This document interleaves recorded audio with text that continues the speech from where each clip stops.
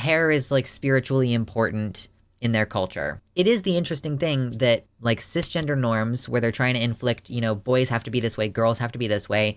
It's based on your biology at birth, blah, blah, blah. It is meant to hurt trans people and like gender nonconforming people. And it is also impacting cisgender folks on this axis of racism. There's an interesting intersection between gender norms, cis normativity, and racism that comes into play when you're talking about Native American people, natives here in the US of A. Because part of the systemic destruction of the Native American culture has been ensuring that they don't get to practice like their cultural and religious beliefs. And part of that is cutting their hair forcefully, particularly forcefully cutting the hair of Native American boys. There's been kind of a resurgence as well. You're seeing Native American like young men and teenagers and young kids who are wanting to participate in their culture. Once they start to understand this is what being Native means, this is what being part of this particular tribe means, they want to grow out their hair. So before we go too much further, I just want to say, hit the like button if you're enjoying the content. Consider subscribing and hitting the bell and maybe clicking all notifications to get notifications for the channel. Also consider checking out my brand new merch store, which just launched. There's going to be a link down in the description. And you can also check out my Patreon, where there are some promo deals for patrons if you want to maybe get a deal on some of your merchandise. So thank you very much for watching the content. Hope you continue to enjoy. You don't think that this is going to affect particularly people as young as elementary age, but here we have an instance actually in Kansas. Hi, I'm in Kansas, and we're terrible. So we have Native American boy from CNN, Native American boy forced to cut hair in order to comply with the school hair policy, according to the ACLU. So this is a policy in the school about your appropriate manner of dress. And one of those things is like, is your hair appropriate? And for boys, their hair is not allowed to be past shoulder length. So this is an 8-year-old kid who I'm going to guess that's going to be like 2nd or 3rd grade. So a 2nd or 3rd grade kid in Kansas forced to cut his hair in order to comply with the elementary school's policy. It's like, why are we doing this to elementary age kids? Like, that's crazy. So the Kansas American Civil Liberties Union is intervening on his behalf and calling this practice discriminatory because, like, obviously it is. They've sent a letter demanding that they rescind their policy at the, they named the school, R.V. Heiderlein Elementary School. ACLU Kansas says that it wants the school to, quote, immediately grant the student an accommodation, allowing him to wear his hair below his shoulders in accordance with his cultural and religious practices. According to this brief, the boy is a member of the Wyandot Nation, a federally recognized Native American tribe based in Wyandot, Oklahoma. In August, the boy was told to cut his hair, and the following month his mother asked for an exemption because of his Native American heritage and spiritual beliefs, because many men in the Wyandot Nation only cut their hair when mourning the loss of a loved one. Yeah, so it's like the hair is like spiritually important in their culture. And this is sort of leaving aside the fact that there is various research and stuff into the idea of third gender roles in Native American culture. It is the interesting thing that cisgender normativity, like cisgender norms where they're trying to inflict, boys have to be this way, girls have to be this way. It's based on your biology at birth, blah, blah, blah. It is meant to hurt trans people and like gender nonconforming people. And it is also impacting cisgender folks on this axis of racism. The ongoing, frankly, genocidal practices against Native Americans, cultural genocide, if you want to make that distinction, that's part of the definition of genocide, according to the UN. Removing the ability for the people to practice their beliefs as they are. In addition to the fact that this is fitting into the broader picture of white folks who came to this land, like literally stole these children and killed a bunch of them and beat them and forcibly cut their hair and prevented them from using their home languages. The legacy that this fits into is bigger than just the modern day conversation about trans people or gender nonconformity. This conversation in particular is one that cuts deep for a lot of Native folks. Like New Troy in the chat says they were going to deny me graduation at high school if I didn't cut my hair. I'm not sure if that's because New Troy is Native. The manner in which we enforce these things too, like we are going to revoke your ability to participate in high school graduation which is not necessarily to say that they would prevent you from picking up your diploma at some later date, but disallowing you from participating in a culturally significant moment. And in this case, like threatening to suspend the kid. You know, the school's assistant principal sent an email to the boy's mother saying that the boy's hair had to be cut or he will, quote, be sent home. According to the ACL, this mother did decide to cut the boy's hair out of fear that her son would be reprimanded and in order to ensure that he would be able to go to school. But the decision, quote, caused him distress. The Wyandot Nation also entered the chat saying that the school district should take a close look at its rule governing boys' hair length in light of the unique history involving Native American children. Of course, yeah, tribal people have faced a siege of cultural oppression. This oppression has taken the form of, including but not limited to, the forced cutting of Native American boys' hair, boys and men, in order to impose conformity with dominant white culture and stifle long-held religious and traditional beliefs. I'm curious what the argument from the ACLU is going to be, because it's specifically for male students' hair, saying hair is not to touch the collar of a crew neck t-shirt, cover the eyebrows, or extend below the earlobes. Ponytails, rat tails, or any other style that would circumvent the policy are not permitted. So they have this explicit policy about like hair is not to touch the collar of a crew neck shirt, cover the eyebrows, or extend below the earlobes. Let me clarify that doesn't mean that you can start to pull your hair back because it's getting longer. I would like let's be specific. You're not allowed to have long hair. They made sure they had to clarify a First Amendment violation on the religion. That's probably why Kansas ACLU has taken up. Meanwhile, I haven't heard a damn thing about them addressing SB 180 within the state. But like, this is such a clear-cut issue of preventing someone from exercising their freedom of religion. I guess some Christians might argue that like if you don't have a centralized religion, then it doesn't count as like being protected in this way. Like I don't know if the Wyandot Nation has like a codified religion, but I could see that argument being made. Yeah, Jesus had long hair, whatever. No, Jesus doesn't count. Jesus doesn't count.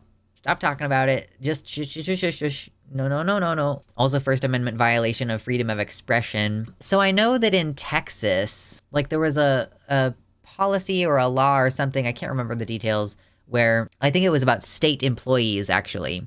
Like state employees are required to conform to a manner of dress that is in line with their assigned sex at birth. And I think that they did try to go, hey, no, that's a that's a freedom of expression violation.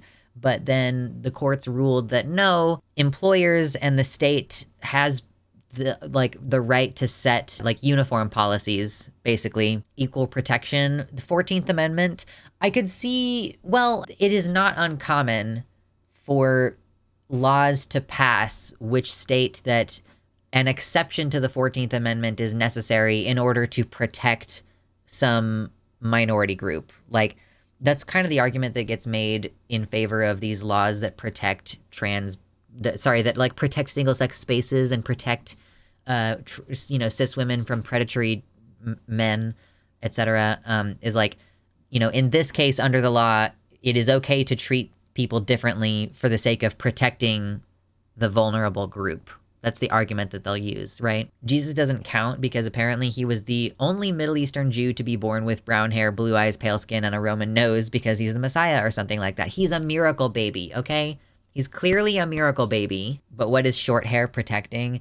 Yeah, I'm just saying that in the instance of the gendered uniforms policy, I think that is generally protected because schools have the right to set, schools and employers have the right to set uniform policies. So even if what they're doing is having you buy these specific shirts and the shirts are increasing in price because the stores nearby know that they're required to be purchased. And so in order to go to public school, you have to buy these nice clothes in order to send your kid, but it's not discriminatory against poor people, they're allowed to set these policies.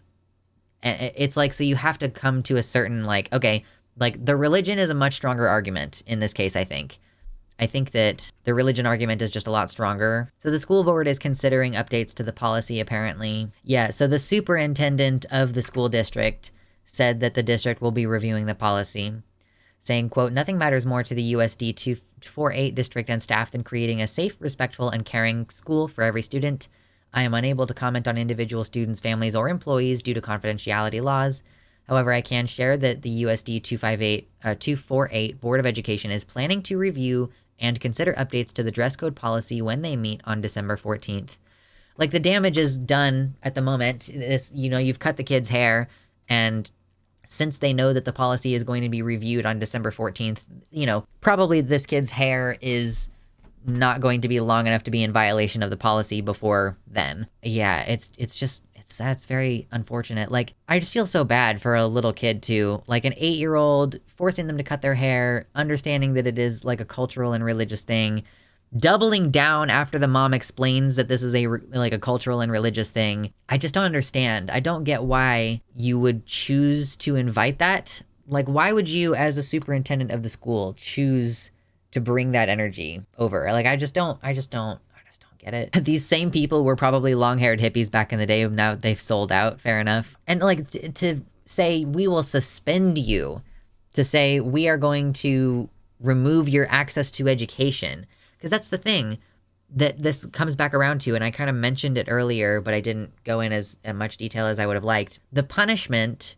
for not conforming to an idealized white people version of gender binary presentation is, we are going to take away your education. This is a public school.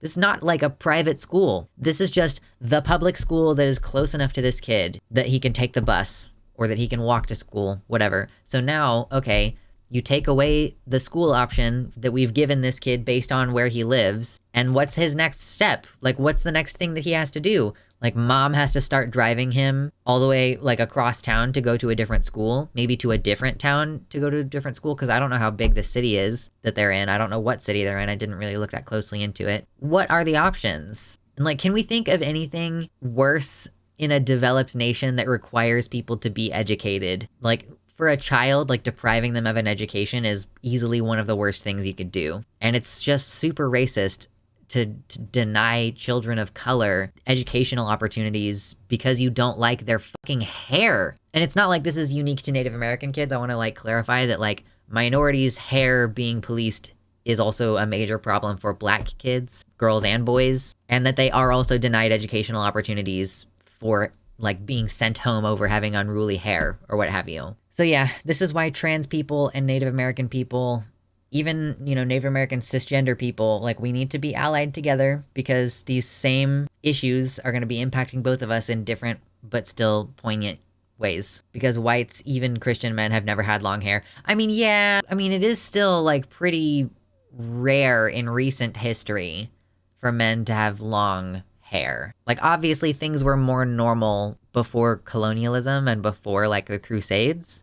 But the more that Christianity, as it developed its idea of this strict gender binary, like, the more it spread, the more it, like, inflicted those things. So even allegedly secular cultures will still have these rules about, like, how you're supposed to present yourself, and, like, men aren't allowed to cross-dress because the Bible says so, blah, blah, blah. Like, I think that the idea that you should have short hair came before Native Americans were on the radar of white people. Like, there must have been some European belief. Can you even imagine going through your whole life and never asking why these things are? What the point of these ridiculous standards is? It sounds awful. Yeah, imagine just being like, yeah, boys are supposed to have short hair. And, like, why are they supposed to? Because they're supposed to. Like, what? Okay. Cool. Great. The idea of cutting hair short and being clean-shaven came from ancient Rome. Caesar did it to cut down on lice. The influence of the ancient Catholic Church in Christianity is promoting this. So I guess there might have been a good reason at one point of, like, okay, we really need to get rid of this lice. Also a military advantage to have short hair to prevent disease. I mean, that kind of makes sense. If you had a lice breakout amongst your soldiers, that would be problematic. Like, it would definitely be an issue. As far as I know, when the U.S. was founded, long hair wasn't weird for men. By the 1900s it was. Not sure when that changed, though. So why did they forcibly cut Native American kids' hair as a part of the residential school project? And they didn't do it to the girls. I'm sure there are advantages to short hair, but this seems to be some visceral, cultural, spiritual level of demand for completely arbitrary standards of appearance. To demand it to the point that you'll enforce it on others? Is it projected self-hate? Are they just stupid? I don't know. I really just don't understand. It's a sense of conformity and neatness. In the UK, we would call it posh. It's about how you appear as a group to others or as a school. I guess it's sort of the same logic, like short hair for boys or keeping your hair tidy in a certain way. I guess it's kind of similar to the rules against dyeing your hair. We want our school to look a certain way. We want our school to be perceived a certain way, blah, blah, blah, blah, blah. It's all about circular judgment and making an impression. Merry holidays and Happy New Year to my patrons and potential future patrons. Today, I would love to thank Tiago Nascimento, Mersh Rolvag, Amanda B., Michelle Frateroli, Wellington Marcus, Michelle Winter, Danielle McDonald, DZXN, Suzanne Maynard, Spooky Heather Sylvia, Passnell Infinity, Jamie Jam, Nova, Elizabeth Bartell, Sojo, Sarah A., Kevin Young, Athiet, Celeste, Desi Quiche, Liam Hodgson, and Mr. Atheist.